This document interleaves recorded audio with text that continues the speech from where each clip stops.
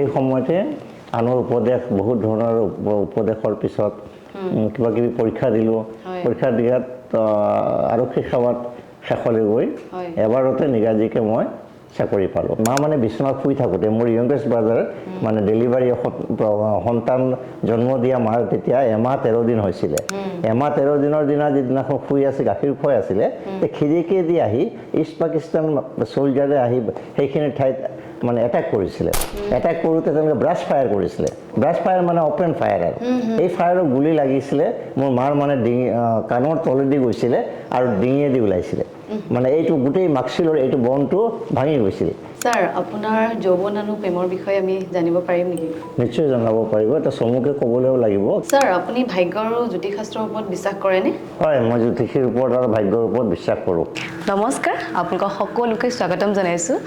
Tales and টেষ্টৰ অন্য এটি খণ্ডলৈ আজি খণ্ডটিত আমাৰ লগত উপস্থিত থাকিব অসমৰ প্ৰকৃতিপ্ৰেমী সমাজকৰ্মী সুলেখক তথা প্ৰাক্তন IPS বিষয়া মাননীয় ফটিক দত্ত গোস্বামী ছাৰ আহকচোন তেওঁ মনৰ কথা জানিব বিচাৰোঁ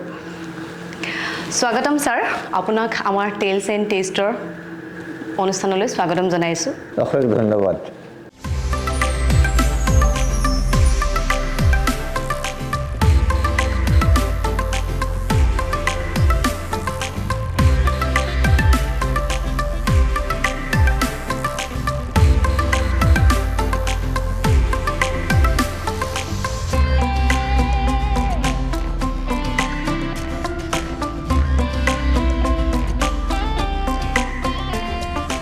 সেই দেৰি নকৰি আজিৰ বিশেষ কথোপকথন আমি আৰম্ভ কৰোঁ ছাৰ আপোনাৰ শৈশৱ আৰু শিক্ষাৰ বিষয়ে আমাক অলপ জনাব নেকি শৈশৱৰ শিক্ষা বিষয় জনাবলৈ হ'লে মই যাবগৈ লাগিব আমি এনেকুৱা এটা ঠাইত পঢ়া শুনা কৰিব লগা হৈছিল বাধ্য হৈছিলোঁ যে তাত য'ত আমাৰ মাতৃভাষা অসমীয়া বা ইংৰাজী বা হিন্দী এনেকুৱা এখন স্কুল নথকা ঠাইত মোৰ শৈক্ষিক জীৱন আৰম্ভ হৈছিল যিখিনি ঠাইত মাত্ৰ গোটেই দেশৰ ভিতৰতে এটা ভাষা চলা যিটো ৰেয়াৰ যিটো নাগামিজ নগা আৰু অসমীয়া নাগামিজত মই স্কুলত আৰম্ভ কৰিছিলোঁ কহিমাত য'ত মোৰ স্বৰ্গীয় পিতৃ তেতিয়া তাতে এটা আৰক্ষীৰ পদমৰ্যাদাত আৰু কহিমা পুলিচ ষ্টেচনত মানে কাৰ্যনিৰ্বাহ কৰিছিলে আমি জন্ম হোৱাৰ পিছত তাতে এখন প্ৰথম LP স্কুল পালোঁ আৰু আমি বেলেগ ঠাইত ৰখাৰ সেইখিনি সামৰ্থ্য সেই সময়ত নাছিলে যে বেলেগ ঠাইত ৰাখি পেলাই পঢ়া শুনা কৰে হয় তাতে এখনেই স্কুল আছিল নাগামিজ তাত আমাৰ মাৰ উপদেশ মতে নাগা পঢ়িলোঁ পঢ়া শুনা কৰিলোঁ তাৰপিছতে গৈ সময়ৰ সোঁতত যেতিয়া আকৌ দেউতা ট্ৰান্সফাৰ হ'ল বেলেগ ঠাইত তাত গৈ পেলাই আকৌ বেলেগ এটা অসমীয়া স্কুলত পঢ়িলোঁ ঠিক তেনেকৈ শৈশৱ জীৱন পাৰ কৰি হাইস্কুলন্ত পৰীক্ষাৰ ঠিক আগমুহূৰ্তত এটা অসমীয়া মাধ্যমত পঢ়িবলৈ বাধ্য হ'ল যেতিয়া দেউতা উজনি অসমলৈ বদলি হৈ আহে আন পদমৰ্যাদাৰে ঠিক তেনেকৈ পঢ়া শুনা কৰি শিক্ষা জীৱন আৰম্ভ হ'ল আৰু শিক্ষা জীৱন আৰম্ভ হওঁতে অকণমান অঘটন হ'ল দেউতাৰ লগত য'ত মানে এই কহিমাত থাকোঁতে অকণমান নগা উগ্ৰপন্থীৰ গুলিত অকণমান আঘাত পাইছিলে অকণমান নহয় বাৰুকৈ আঘাত পাইছিলে আঘাত পোৱাৰ পিছত অকণমান শুশ্ৰূষা হোৱাৰ পিছত যেতিয়া শেষ হ'ল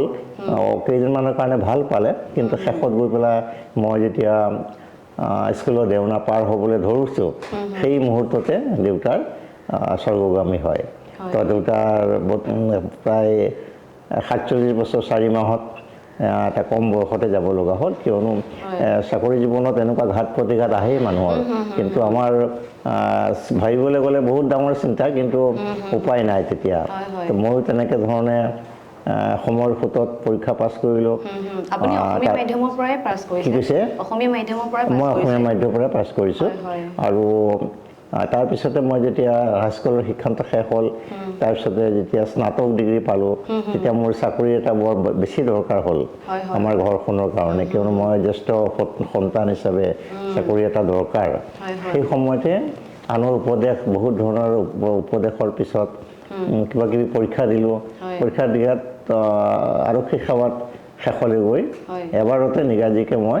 চাকৰি পালোঁ প্ৰথমবাৰতে মই চাকৰি পোৱাৰ পিছত এতিয়া ভাৰতীয় আৰক্ষী সেৱাৰ বিষয়া হিচাপে মই অতিৰিক্ত আৰক্ষী সঞ্চালক প্ৰধান হিচাপে কি কৈছে কিমান চনৰ কথা কিমান চনৰ মই কোনটো আপোনাৰ চাকৰিৰ চাকৰি মই 1976ত সোমাইছোঁ 1976 হয় তাৰপিছত মই গৈ কালক মানে সময়ৰ সোঁতত আমাৰ চাকৰি নিয়ম মতে যিটো মানে পাব লাগে প্ৰাপ্য মই প্ৰাপ্যৰ পৰা মই বঞ্চিত নহ'লোঁ আৰু শেষত গৈ এইটো পদবী পোৱাটো অকণমান অসুবিধা হয় কিন্তু মই পালোঁ আৰু তো তেনেকৈ চাকৰি জীৱনৰ শেষ হ'ল তেনেকুৱা ধৰণৰ ছাৰ যিহেতু আপুনি কথাৰ মাজতে কৈছিলে যে আপোনাৰ পিতৃৰ কিবা এটা দুৰ্ঘটনা ঘটিছিলে যদি আপুনি বেয়া নাপায় আমাৰ লগত কথাটো শ্বেয়াৰ কৰিব নেকি পিতৃ মাতৃৰ দুৰ্ঘটনাৰ বিষয়ে পিতৃৰ বিষয়ে মই ক'লোৱে যে এনেকুৱা ধৰণৰ ঘটনা এটা আততায়ীৰ মানে উগ্ৰপন্থী যাক কয় তাৰ গুলিত মানে অকণমান আঘাতপ্ৰাপ্ত হোৱাৰ পিছত এইটো ডাঙৰ ঘটনা এটা হৈছিলে সেই সময়ত আমি যিটো জানিলোঁ পিছলৈ গৈ পেলাই মইতো LP ষ্টুডেণ্ট তেতিয়া সিমানখিনি কথা মনত নাই যদিও লগৰ অফিচাৰবিলাকে কৈছে যে এনেকুৱা এনেকুৱা ঘটনা হৈছিলে তাৰপিছত যেতিয়া আকৌ ট্ৰিটমেণ্টৰ কাৰণে গুৱাহাটী আহিলে তেতিয়াও মই গম পালোঁ যে এই বস্তুটো কিহৰ পৰা হ'ল ডক্টৰে সুধিলে তাৰপিছত গৈ পেলাই সেইখিনি ঠাইতে এটা বনৰ ভিতৰত চিৰিয়াছ একশ্যন হ'ল মানে জাম অফ দ্য বুলেট যে ডক্টৰে লিখিছে যিটো তো ডক্টৰজনৰ নামটো মোৰ মনত আছে তো ডক্টৰ তাৰ surname by Mahanta doctor Mahanta principal medical college আছিল দেই গুৱাহাটী মেডিকেল কলেজ আছে প্ৰিন্সিপাল কোনোবা মহন্ত তেখেতে লিখি দিছিলে আৰু সেইখিনি গ'ল কথা গ'ল মাৰ আকৌ কি হ'ল মানে মোৰ স্বৰ্গীয় পিতৃ মানে যেতিয়া পোষ্টিং থাকে কৰিমগঞ্জৰ ওচৰত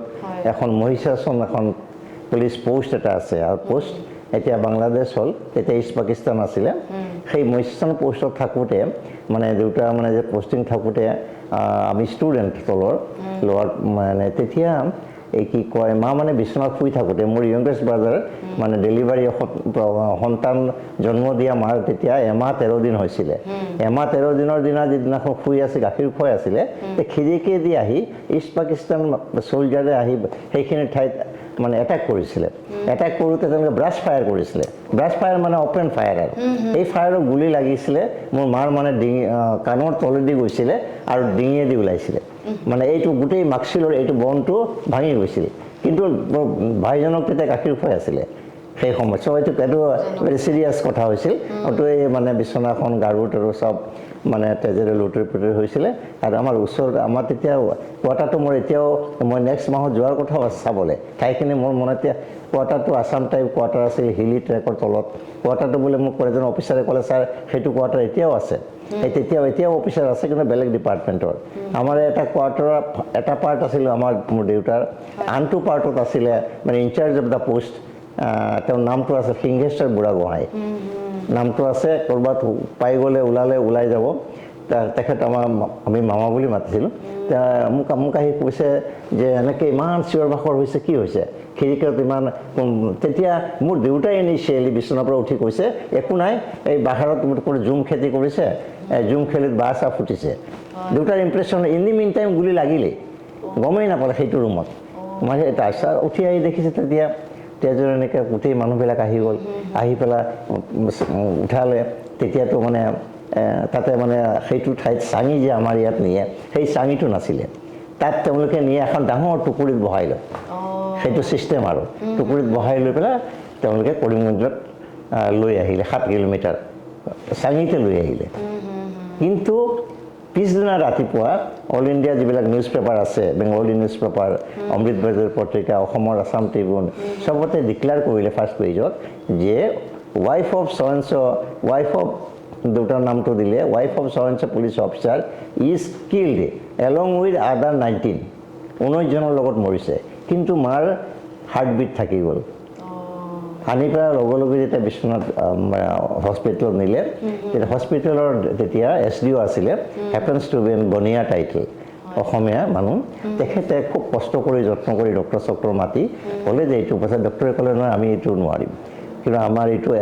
আমি এনাষ্টেচিয়া দিয়াৰ জেগা নাই গুলিটো উলিয়াবলৈ তেতিয়া তাৰে এজন কৰিমগঞ্জৰ এজন চিটিং MLA ছাৰনেম বাই প্ৰকাশিত মোৰ মনত আছে পিছলৈ গৈ স্পীকাৰ হ'ল অসমৰ CMA ভাল পাইছিলে অনেষ্টিৰ কাৰণে তাৰপিছতে তেখেতে ক'লে যে নহয় মই কিবা এটা কৰি আছোঁ মই যদি এইবিলাক কথা বেছিকৈ ক'বলৈ যাওঁ অলপ মানে চৰকাৰৰ ফালৰ পৰা অলপ কোৱাটো নিষেধো থাকে কিছুমান কথা ক'বও পাৰি এতিয়া মই ক'ব পাৰোঁ এইকাৰণে তেখেতৰ মানে কোনোবা এজন ৰিলেশ্যন ছিষ্টাৰ ইন ল বোধ কৰোঁ তেওঁৰ এবডমেনত গুলি লাগিছিল তেওঁ মানে তেতিয়া ঘৰৰ পৰা খুব প্ৰেছাৰ পালে যে তুমি MLA হৈছা এইটো মানে কৰিবলৈ তেখেতে ডাইৰেক্টলি ডক্টৰ বিধান ৰায়ক টেলিফোন কৰিলে কেলকাতাৰ বিধান ৰায় তেতিয়াৰ ভগৱান আৰু বিধান ৰায় আৰু তাৰপিছতে বিধান ৰায় সেই তেতিয়া ডাকোটা এখন এয়াৰপৰ্ট এটাই প্লেইন আহে গুৱাহাটীৰ পৰা ডাকোটাত তো সেই ডাকোটাত আহি পেলাই নামিলে তলত নামি পেলাই তেখেতে তেওঁৰ ৰিলেশ্যন মিষ্টাৰ প্ৰকাশে ক'লে যে আপুনি মোক তেখেতৰ ভাষাত কৈছে আৰু আপুনি মোক মাতিছে হয় কিন্তু আপোনাৰ ছিষ্টাৰক মই গেৰাণ্টি দিছোঁ মই বচাই দিম কিন্তু মোক এটা এলাউ কৰিব লাগিব এগৰাকী লেডি অনলি হাৰ্টবিট আছে তেওঁক মই টাচ কৰিবলৈ দিওঁ কৈছে নাই এইটোতো আপোনাক মই মাতিছোঁ আপুনি এতিয়া আগতে কৰক তেতিয়া SP অফ দ্য ডিষ্ট্ৰিক্ট তেওঁ নিজে ক'লে যে ছাৰ আপুনিতো জানে এইটো আমাৰ পুলিচমেনৰ ৱাইফ তো আপুনি যদি এইটো দিয়ে ভাল হয় তেওঁ কথাটো মানি ল'লে ঠিক আছে লগে লগে উইদাউট এনেস্থেচিয়া দি বুলেট উলিয়াই তলত থৈ বুলেটটো প্ৰিজাৰ্ভ কৰি থৈছিলোঁ আমি উলিয়াই থৈ পেলাই লগে লগে প্লাষ্টাৰ কৰি পেলাই একবাৰে মানে গৰু ছাগলী যেনেকৈ চিলাই কৰে তেনেকৈ দি কৈছে ডক্টৰক ক'লে যে it is over it is up to god now I কান ডু এনিথিং তাৰপিছত গৈ মানে এইবিলাক মানে কনজেশ্যন হৈ গ'ল লাগি গ'ল খোৱাব নোৱাৰে পাইপেৰে এইবিলাক খুৱাই মেলি প্ৰায় 3.5 মাহমান কমত থাকিল কিন্তু যেতিয়া পেপাৰত দিলে মহিলে বুলি আমাৰ মামাহঁতে মানে শ্ৰাদ্ধ কৰিবলৈ লৈছিলে এজন মামাক মোৰ আইতাই পঠাই দিলে তো গৈ পেলাই চাই আগতে তাৰপিছত তেওঁ তেতিয়া মানে দেৰগাঁৱৰ পৰা শিলচৰলৈ অহা মানে এইটো এটা বেলেগ দেশত যোৱা ভেৰি চিৰিয়াছ কথা আৰু তেতিয়া অহা যোৱা ৰাস্তা তেতিয়া আহিলে বাচি গ'ল কিন্তু মই শ্বৰ্ট কৰি দিওঁ এতিয়া তাৰপিছত 7 মাহৰ পিছত অকণমান মুখটো খুলি পেলাই চামুচেৰে খাব পাৰিলে বোধ কৰোঁ ইণ্ডিয়াৰ কোনো হস্পিটেল বাকী নাই নেকি চবতে নিছোঁ কিন্তু মই তেতিয়া যেতিয়া ৰেংক পালোঁ তেতিয়া আমাৰ এলাউ কৰিলে গভৰ্ণমেণ্টে যে নিব পাৰা এইটো তো ভাল হ'ল তেতিয়া এনেকৈ থাকি গ'ল আৰু সেইটোৱে আমাৰ incident it is important rare মানে পুলিচ অফিচাৰ ফেমিলিত এইটো rare it is very rare সঁচাকৈ ছাৰ আজি ক'ব লাগিব আপোনাৰ কৰুণ আৰু দুখদায়ক জীৱনটোক লৈ আপুনি অতিক্ৰম কৰি এটা শিক্ষাস্থান লাভ কৰিলে তাৰ বাবে হয়তো আজি আপুনি বহুতৰে অনুপ্ৰেৰণা হৈ ৰ'ব আৰু মোৰো অনুপ্ৰেৰণা হৈ ৰৈছে আপোনাৰ জীৱনৰ ইমানখিনি কথা জনোৱাৰ বাবে মই আপোনাক বহুত ধন্যবাদ জনাইছোঁ আৰু এতিয়া মই পৰৱৰ্তী প্ৰশ্নলৈ আগবাঢ়িম অশেষ ধন্যবাদ ছাৰ আপোনাৰ যৌৱন আৰু প্ৰেমৰ বিষয়ে আমি জানিব পাৰিম নেকি নিশ্চয় জনাব পাৰিব এটা চমুকৈ ক'বলৈও লাগিব কিয়নো আমাৰ গোটেইখন ষ্টুডেণ্ট মানে ছাত্ৰ জীৱনৰ ক্লাছ 8-9ৰ পিছতে যেতিয়া পিতৃবিয়োগ হয় তাৰ পিছৰ পৰাই ঘৰখনৰ প্ৰতি গুৰু দায়িত্ব মোৰ আহিলে কিয়নো মই জ্যেষ্ঠ পুত্ৰ হিচাপে গুৰু দায়িত্ব মোৰ আহিলে এইকাৰণে যে গোটেইখিনি বস্তু গোটেইখিনি দায়িত্বভাৰ মোৰ আহিলে সেইকাৰণে মোৰ জীৱনৰ সেই সময়ত প্ৰেম বা অন্য ধৰণৰ কোনো ধৰণৰ মোৰ সংগতি নাছিলে লগতে নাছিলে আৰু কোনেও মোক তেনেকৈ ধৰণৰ জোৰো কৰা নাছিলে আৰু তৃতীয়তে মোৰ বৈবাহিক জীৱনটো হ'ল এৰেঞ্জ মেৰেজ যাক কয় বিবাহৰ তাৰপিছতে সেনেকৈ কৰাৰ পিছতে আমাৰ অকস্মাতে তেনেকৈ ধৰণৰ উচ্চপদস্থ কোনোবা এজন বিষয়াই আহিলে কথা পাতিলে আমাৰ যিটো বৈদিক ধৰ্ম মতে যিটো আমাৰ মতে চোৱা চিতা কথা হয় তাৰপিছতে মায়ে হয়বৰ দিলে তাৰপিছত বিয়া হ'ল বৈবাহিক জীৱন আৰম্ভ হ'ল এইখিনিয়ে মানে এৰেঞ্জ মেৰেজ হয় ছাৰ আপোনাৰ পৰিয়ালৰ বিষয়ে জনাব নেকি কোন আছে পৰিয়ালত মোৰ বৰ্তমান মোৰ পৰিবাৰ আছে মোৰ ল'ৰা আৰু ল'ৰাৰ বোৱাৰী আছে আৰু নাতি এজন আছে ছাৰ যিহেতু আমি জানো আপোনাৰ লেখাসমূহ ইংৰাজী বাতৰি কাকত অসমীয়া বাতৰি কাকত আৰু হয়তো বিভিন্ন মেগাজিনতো আপোনাৰ লেখা প্ৰকাশিত হৈছে আৰু আপুনি 4খনকৈ গ্ৰন্থও লিখিছে তাৰ বিষয়ে আমাক অলপ জনাব নেকি কিতাপ 4খনেই মেইনলি কিতাপ 4খনেই আৰক্ষী সম্পৰ্কীয় কিতাপ আৰক্ষীৰ সম্পৰ্কত সমাজত কেনেকৈ আৰক্ষীয়ে সমাজৰ লগত মিলিব পাৰে কেনেকৈ সমাজখনক আগুৱাই লৈ যাব পাৰে সমাজে কেনেকৈ আৰক্ষীৰ প্ৰতি ভয় ভীত নোহোৱাকৈ আগবাঢ়ি আহিব পাৰে সেই বিষয়ে লিখাৰ উপৰিও কিছুমান আইন আইনৰ মেৰপাকৰ ভিতৰত যাতে মানুহ সোনকালে সোমাই নাহে, যেতিয়া মানে যিটো কিবা এটা অসুবিধা হৈছে সেই অসুবিধাখিনি ভালকৈ প্ৰকাশ কৰিব পাৰে, সেইটো বিষয়ে গোটেই গাঁৱে ভূঞে মানুহে আৰক্ষীৰ বিষয়ে বহুত কথা নাজানে। তো সেই কিতাপখিনিৰ জৰিয়তে তেওঁলোকে কিছুমান জানিব পাৰিছে বুলি মই বিশ্বাস, আৰু বহুতে লিখিছেও যে আপোনাৰ কিতাপখনৰ জৰিয়তে আমি এইখিনি কথা গম পালোঁ। এই আৰক্ষীৰ ভিতৰত কিছুমান আমি সত্ৰৰ বিষয়ে লিখিছোঁ, আমাৰ সমাজখন শংকৰদেৱ মাধৱদেৱৰ বিষয়ে, এই বিষয়েও আমি জনাইছোঁ, বা কিছুমান ধৰ্ম সম্পৰ্কীয় কিতাপ আছে, যেনেকৈ আমাৰ সাঁচিপাতৰ বিষয়ে মানুহে খুব কম মানুহে জানে সাঁচিপাতখন কি, কিন্তু মই এনেকুৱা এটা সাঁচিপাতৰ বিষয়ে লিখিছোঁ যিটো বহুতৰ পৰা মই প্ৰায় 50% মানুহৰ পৰাই ফোন পাইছোঁ যে সাঁচিপাতখন লিখাটো ভাল হৈছে। এজন মন্ত্ৰীয়েও মোক কৈছে যে সাঁচিপাতৰ লিখাটো বৰ ভাল পাইছোঁ। তো সেই ধৰণৰ অন্য ধৰণৰ সংমিশ্ৰণৰ কিছুমান লিখনি তাত প্ৰকাশ পাইছে। এইখিনি কিতাপখিনিৰ বিষয়ে। হয় হয়, ধন্যবাদ। ছাৰ, আপোনাৰ সন্মান বঁটা আৰু স্বীকৃতিৰ বিষয়ে অলপ জনাব নেকি আমাক? বঁটাবিলাকৰ সকলোবিলাকৰ বিষয়ে জনোৱাটো ইমান মনত নাই, কিন্তু দুই এটা কথা, যেনেকৈ আমাৰ বাবা আম্বেদকাৰ নেশ্যনেল বঁটা যিটো মই পালোঁ, বাবা আম্বেদকাৰ বা নেশ্যনেল মেণ্ডেলা বঁটা বা ৰাষ্ট্ৰীয় প্ৰতিভা বিকাশ, ঠিক তেনেকৈ ধৰণৰ বহুত ধৰণৰ বঁটাই মোক অনুপ্ৰাণিত কৰিছে, আৰু সকলোবিলাকেই অনুপ্ৰাণিত কৰিছে। সেই বিষয়ে মই গোটেইবিলাক ক'বলৈ হ'লে চাই ক'ব লাগিব। যিখিনি মই আপোনাৰ চকুৰ আগত ইয়াত থোৱা হৈছে বা এইখিনিৰ পৰা অনুমান কৰিব পাৰি কেইটামান বঁটাৰ কথা, কিন্তু প্ৰত্যেকটোকে মই গাই দিলে হয়তো ভুল হ'ব পাৰে, সেইকাৰণে আপুনি এইখিনিকে চাই ল'ব। আৰু মোৰ তাত আছে ঘৰত, যথেষ্ট আছে। ঠিক আছে, এই বিষয়ে আমি আকৌ পাছত ভালদৰে চাম। আপোনাৰ ঘৰখন যিহেতু চাবলৈ আহিছোঁ, চাম দিয়ক ভালদৰে। ধন্যবাদ। ছাৰ, আপুনি ভাগ্য আৰু জ্যোতিষশাস্ত্ৰৰ ওপৰত বিশ্বাস কৰেনে? হয়, মই জ্যোতিষীৰ ওপৰত আৰু ভাগ্যৰ ওপৰত বিশ্বাস কৰোঁ। ইয়াৰ মানে প্ৰত্যক্ষ প্ৰমাণ থকাৰ কাৰণেই বিশ্বাস কৰোঁ। আপুনি প্ৰমাণ পাইছে? হয়, প্ৰত্যক্ষ প্ৰমাণ পাইছোঁ, তাই কাৰণে বিশ্বাস কৰিবলৈ বাধ্য হৈছোঁ। হয়। ছাৰ, আপোনাৰ মতে ধৰ্মই সমাজখন ভাঙে নে গঢ়ে? ধৰ্মই সমাজখন গঢ়ে নে ধৰ্মই সমাজখন ভাঙে, এইটোৰ প্ৰকৃত উত্তৰ দিব ৰাইজে। ৰাইজৰ যেতিয়া মতামত একে হয়, সেইটোৱে আচল বস্তু। মানুহৰ ধৰ্ম থাকিবই লাগিব। ৰাইজে ধৰ্মৰ বস্তুটোৰ প্ৰতি সদায় নজৰ দি থাকে যে অমুক ধৰ্ম, এইটো পৃথিৱীত কিমান ধৰ্ম আছে, সেই ধৰ্মবিলাকৰ মাজত প্ৰত্যেকটো সমাজে এটা ধৰ্মক ধৰিলেই আগবাঢ়ি আছে। ধৰ্মৰ প্ৰতি মানুহৰ বিদ্বেষ ভাৱ থকাটো অনুচিত। যিকোনো ধৰ্মৰেই হওক, ধৰ্মৰ প্ৰতি বিদ্বেষ ভাৱ থকাটো একেবাৰে অনুচিত। ধৰ্ম যাৰ যেনেকৈ ধৰ্ম সেইমতে চলি থাকিব লাগে। ছাৰ, আপোনাৰ হবি কি আৰু আপুনি আজৰি সময়ত কি কৰি ভাল পায়? কিতাপ লিখে নেকি, নে বেলেগ কিবা কৰে, নে চলচ্চিত্ৰ চায়? আজৰি সময়ত মই খুব বেছি পুৰণা এলবাম ফটো চাম নিজৰ, বা ঘৰৰ বা পুৰণা ফটো। দ্বিতীয় কথা হ'ল মই কিতাপ পঢ়ি ভাল পাওঁ। সৰু কিতাপ কিতাপ পঢ়ি যিবিলাক সোনকালে শেষ হয় পঢ়ি পেলাই, তেনেকুৱা ধৰণৰ কিতাপ। আৰু বেছি ভাল পাওঁ যিবিলাক মানে আগৰ দিনৰ মানে কোটেশ্যন, উক্তি থাকে, যিবিলাক থাকে, কোট থাকে, চব ধৰ্মৰে সেইবিলাক কিতাপ পঢ়ি মই ভাল পাওঁ। ছাৰ, আপুনি চলচ্চিত্ৰ চায়নে? মই চলচ্চিত্ৰ চাওঁ। আৰু আপোনাৰ প্ৰিয় অভিনেতা আৰু অভিনেত্ৰী? প্ৰিয় অভিনেতা নিপুণ গোস্বামী, তেনেকৈ, আৰু হিন্দীত দিলীপ কুমাৰ। তেওঁলোকৰ চিনেমাৰ এক্টৰ, তেনেকুৱা চিনেমা আৰু অভিনয়বিলাক চাই মই ভাল পাওঁ। আৰু ভাল পোৱাৰ অৰ্থটো এইটোৱে যে তেওঁলোকৰ প্ৰত্যেকটো অভিনয়তে অন্তৰ্নিহিতভাৱে এটা অৰ্থ বহন কৰে। ছাৰ, এতিয়া আমি ৰেপিড ফায়াৰ শিতানলৈ আহিম। মই আপোনাক কেইজনমান ব্যক্তিৰ নাম কৈ যাম, আপুনি তেওঁলোকৰ বিষয়ে চমুকৈ ক'ব। চাউলুং চুকাফা, অসমৰ গড় দেউতা, অসমৰ মান ধৰোতা, তেখেত আমাৰ চিৰনমস্য। শ্ৰীমন্ত শংকৰদেৱ, অসমৰ সত্ৰ সমাজৰ গোটেইখিনি দায়িত্ব লোৱা মানুহ, যিজনৰ কাৰণে গোটেই অসম আজি তেওঁৰ ওচৰত চিৰকৃতজ্ঞ হৈ আছে। আমি প্ৰত্যেক দিনাই তেখেতৰ সেৱা লওঁ। ডক্টৰ ভূপেন হাজৰিকা, ভাৰত ৰত্ন উপাধিৰে সন্মানিত কৰা এজন বিখ্যাত গায়ক, তেখেত পৃথিৱী বিখ্যাত গায়ক,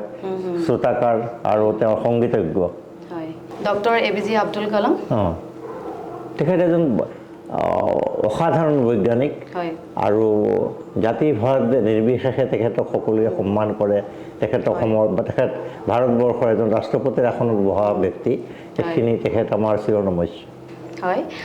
শ্ৰীমতী কুমকুম গোস্বামী, তেখেত মোৰ সহধৰ্মিনী। ছাৰ আপোনাক অৱশেষত মই টেইলছ এণ্ড টেষ্টৰ ফালৰ পৰা বহুত বহুত ধন্যবাদ জনাইছোঁ ধন্যবাদ আমাৰ বিশেষ অনুষ্ঠানত ইমানখিনি সময় দিয়াৰ বাবে ছাৰ আপোনাৰ কেনেকুৱা লাগিলে আমাৰ অনুষ্ঠানলৈ আহি